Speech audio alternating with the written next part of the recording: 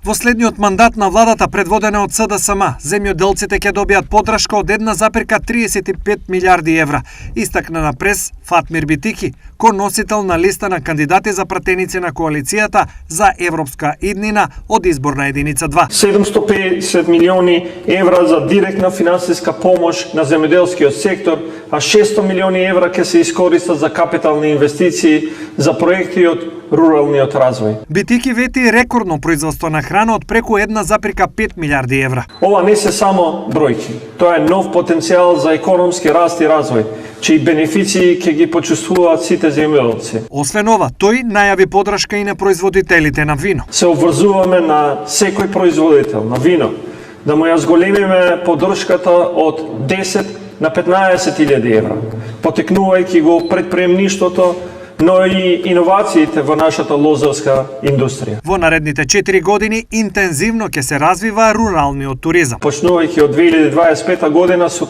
10.000 евра да ги поддржиме семејните домаќинства во руралните предели, за да го развиваат туризмот и да создаваат можност за ноќевање и угостителски услуги за нашите граѓани.